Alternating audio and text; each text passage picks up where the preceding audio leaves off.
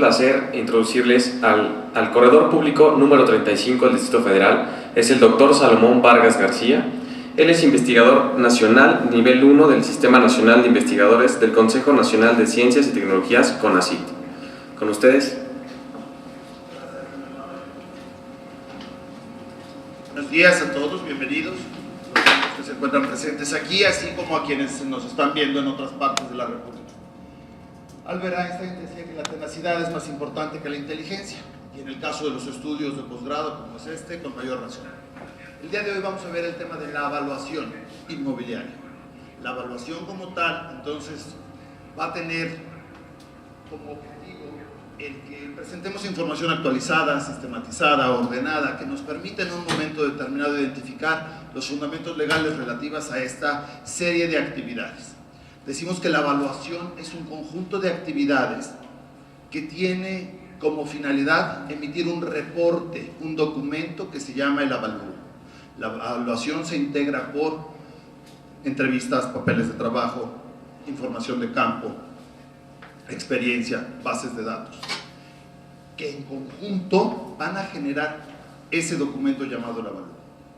Esta evaluación puede referirse a diferentes aspectos, puede referirse a bienes tangibles y a bienes intangibles. El fundamento constitucional lo encontramos en el artículo 25 y 26 de nuestra Constitución Política, en el capítulo económico de la misma, desde el momento en el cual nos establece que es obligación, y repito, obligación del gobierno federal, fomentar las actividades productivas del país. Se integra la evaluación inmobiliaria en este rubro precisamente a efecto de ser una herramienta para propiciar certidumbre jurídica. La evaluación, al ser ese conjunto de actividades, procedimientos, técnicas, estudios de campo, bases de datos, documentos y experiencia, tienen como finalidad generar certidumbre jurídica. ¿Respecto de qué? Respecto del valor comercial de un bien en un momento determinado. La evaluación implica, entonces, actividades que tienen como finalidad el que quien observe ese documento final pueda saber el precio de cambio de los bienes a un momento determinado. Decimos precio de cambio en virtud de que es la cantidad de numerario que una persona está dispuesta a pagar en condiciones normales. Eliseo Matuc, querido amigo, si quisiera venderme la casa que ocupa su despacho, pues evidentemente sería muy costosa. ¿Por qué?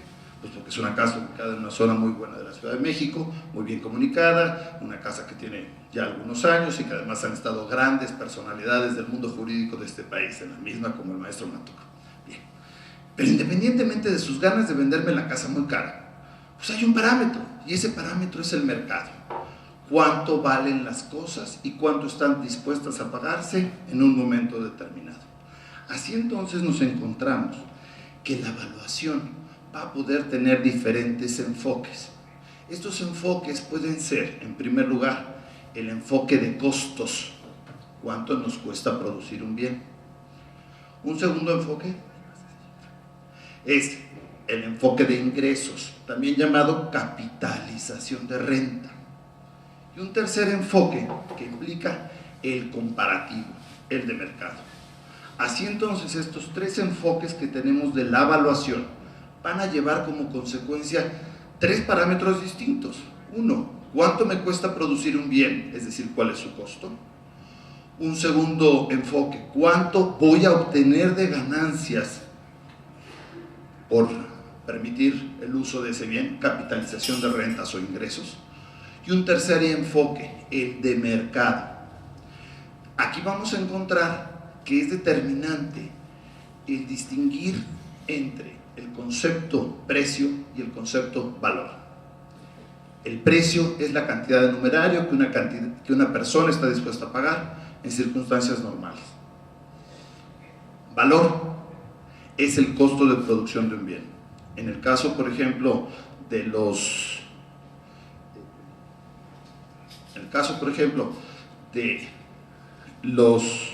¿cómo llamarle? Accesorios de belleza, muy bien, gracias. nos encontramos, por ejemplo, que esta bolsa pues tiene un diseño especial, está hecha de cuero, metal, plata quizás, y ostenta una marca comercial reconocida. Eso va a provocar que en conjunto el costo, vamos a suponer que fuese 10 pesos. Sin embargo, la abogada está dispuesta a pagar por una bolsa de la marca Louis Vuitton $2,000. El maestro Gómez Alcázar está dispuesto a pagar por su corbata, como tiene una cuadriga en la parte posterior de la misma, 2,500 pesos por ella. Oye, ¿qué diferencia hay entre una corbata Domani y una corbata Armani? Además del nombre, evidentemente. Pues que se supone que nos hace que nos sintamos mejor. El costo de producción de la corbata del maestro Gómez Alcázar es el mismo. Quizá con una diferencia en cuanto al diseño, a lo que habría que pagarle a la persona que lo hiciera. Sin embargo, el precio es lo que él está dispuesto a pagar. En la materia inmobiliaria nos encontramos entonces que estos tres factores, costo, ingresos o capitalización de renta como se llama, y comparativo de mercado, en conjunto los tres van a generar ese valor comercial. Para estos efectos es pertinente que recordemos lo que nos dice el artículo 116 de la Ley General de Sociedades Mercantiles en relación con el sexto de la misma, en el sentido de que cuando vamos a constituir una sociedad mercantil nos vamos a encontrar que cuando llegan a constituir la Comisión Fedatario Público, pues todo el mundo llega y dice que ya exhibió el 100% del capital social. Y en la práctica son puras mentiras, porque no es cierto. Ni los socios han exhibido el importe del capital social total, uno, ni está pagado, segundo, y tercero, en un momento determinado no lo ha recibido el señor administrador. Pero eso sí, el señor comisario, en el caso de las anónimas, dice que él se cercioró de la autenticidad de eso, de que existe el capital social. Es frecuente encontrar en la práctica comercial, por ejemplo en las inmobiliarias, que uno de los socios sea el que tiene las relaciones públicas y otro de los socios sea el que tenga el capital. Y entonces se suman los esfuerzos de ambos. En teoría, las aportaciones de bienes en especie distintas al numerario deberían de estar fundamentadas en un avalúo, para que si en un periodo de 24 meses redujera su valor esa aportación, se incrementase en la parte proporcional. Esto implicaría que entonces, en el caso de aportaciones en especie distintas del numerario en las sociedades mercantiles, se necesitarían dos avalúos, uno al principio y otro a los 24 meses. En la práctica nadie hace eso. ¿Por qué? Porque es muy costoso, según dice. El artículo 46, fracción 22 de la Ley de Instituciones de Crédito establece como tal que los bancos pueden realizar avalúos que tendrán las mismas características que los hechos por otros profesionistas. ¿Por qué los bancos pueden hacer estos avalúos? Porque al fin y al cabo van a tener la posibilidad de determinar el valor comercial de un bien a un momento determinado, gracias a su experiencia y conocimiento de las circunstancias del mercado, de ese estudio comparativo del que platicábamos. Por su lado, la Ley del Impuesto sobre la Renta nos establece en sus artículos 89 y siguientes algunas obligaciones para los particulares, y en algunos de ellos nos dice que cuando obtengamos ingresos vamos a tener que pagar contribuciones. Y concretamente el artículo 3 del reglamento del Código Fiscal de la Federación dice las 6 personas que pueden realizar avalúos. Esta disposición del 3 del reglamento del Código Fiscal de la Federación se refiere a las 6 personas que son las únicas autorizadas para hacer avalúos para efectos fiscales federales. Y aquí empiezan las circunstancias que los abogados, los juristas como ustedes necesitan tener presentes en todo momento. ¿Para qué sirven los avalúos? Decíamos, para determinar el valor comercial de un bien. ¿Qué propósito van a tener esos avalúos? Pueden ser de compra, puede ser de venta, puede ser de fusión, puede ser de aportación, o puede ser de pago de contribuciones, ya sean locales o federales.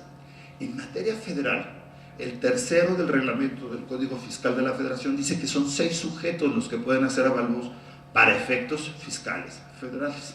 Por favor. Gracias. Artículo 3. Reglamento del Código Fiscal de la Federación. Los avalúos que se practiquen para efectos fiscales tendrán vigencia de 1 año, contado a partir de la fecha en que se emitan. Este reglamento nos dice que es una vigencia de 1 año. Y perdón, nosotros consideramos que este año es excesivo. ¿Por qué? Porque si llegó la obra vial de nuestro querido gobierno de la Ciudad de México para hacer una más de las múltiples obras que están haciendo en esta época en esta época de la administración de gobierno, pues ¿qué puede provocar? Que a lo mejor si nos hicieran un paso a desnivel aquí sobre Avenida Fray Servando, seguramente habría menos circulación vehicular y por lo tanto los predios comerciales bajarían de precio. Pagaría menos cantidad la gente por ese predio. Sin embargo, una vez terminada la obra, pues se supone que habría una plusvalía. Entonces tienen una vigencia de 1 año. Se incrementó de lo que había antes de 6 meses hasta 1 año. ¿Para qué? Para reducir costos, esa es la verdad. Después nos sigue diciendo el tercero. 1 año contado a partir de la fecha en que se emitan, mismos que podrán practicarse por las autoridades fiscales, por las instituciones de crédito. Espera. El SAT, evidentemente, puede practicar avalúos. Las instituciones de crédito. Artículo 46, fracción 22 de la Ley de Instituciones de Crédito. Y por el Instituto de Administración y Avalúos de Bienes Nacionales. Recordemos que el INDABIN es la instancia pública que se encarga de administrar bienes inmuebles y de dar los avalúos de bienes inmuebles. ¿Por qué es tan importante la función de este INDABIN? Lo que antes se conocía como la CABI, la Comisión de Avalúos de Bienes Nacionales. Pues porque parte de los derechos por el uso de bienes del dominio público se realizan con fundamento en los avalúos que realiza el INDABIN. El INDABIN es una instancia de gobierno y por lo tanto están obligados a toda la normatividad pública. Sin embargo, los peritos de INDABIN somos personas físicas, particulares, que en un momento estamos en el listado que tiene INDABIN. Para esos efectos, el INDABIN ha emitido una serie de lineamientos en el 2009 para que al momento de realizar los avalúos en lo relativo a bienes del dominio público tengamos que seguir los mismos. Y esto es muy importante porque esa expresión que había antes de que los peritajes, por ejemplo, en materia judicial, en evaluación, eran a mi leal saber y entender, pasaron a la historia. Hoy hay metodologías, hay técnicas, hay procedimientos específicos que nos dicen el cómo se deben de hacer las cosas y para qué se deben de hacer las cosas. Adicionalmente, por ejemplo, en materia local del Distrito Federal nos encontramos una disposición que nos obliga a todos los que practicamos avalúos y a aquellos que utilizan los avalúos, por favor. Gaceta Oficial del Distrito Federal, publicada el 30 de diciembre de 2010. Decreto por el que se reforman, adicionan y derogan diversas disposiciones del Código Fiscal del Distrito Federal. En esta disposición, vigente todavía en este año, hasta que la Asamblea Legislativa del Distrito Federal disponga otra cosa, nos dice el cómo deberemos de hacer los avalúos y qué parámetros vamos a tener que hacer los peritos evaluadores. Inclusive hay algunas disposiciones que son relevantes, que ustedes se acuerden de ellas por lo siguiente, por favor. Artículo 196, fracción segunda. Para los actos registrales relacionados con la adquisición o transmisión de inmuebles, se considerará como valor el mayor entre el de adquisición, el valor catastral y el valor que resulte del avalúo practicado por la autoridad fiscal o por persona autorizada por la misma. Esto es en el caso del DF, pero los amigos de Jalisco tienen su ley de hacienda municipal. En el Estado de México existe una disposición semejante y en todas las entidades federativas se tiene cuestiones que tratan de regular el mismo supuesto. ¿Por qué es tan relevante este aspecto? Porque aquí ya nos está hablando del propósito de la evaluación. No es el mismo criterio que vamos a utilizar para comprar una casa que para venderla. Si es la misma metodología, los dos documentos finales, los avalúos van a ser válidos. Sin embargo, ¿qué va a pasar? Que el criterio que vamos a utilizar es diferente. Recordemos el caso de los vehículos automotores. Si yo le quiero comprar el coche al licenciado Eric, pues en un momento determinado voy a ver el libro azul. ¿Cuál es el precio de compra? ¿Cuál es el precio de venta? Entonces voy a tratar de acercarme lo más posible a la parte inferior del precio. ¿Para qué? Para pagar la menor cantidad. Pero si Eric quisiera dar ese coche en garantía, pues ¿qué es lo que va a buscar? Que se lo tomen lo más cercano a la parte superior. Igual ocurre con los bienes inmuebles.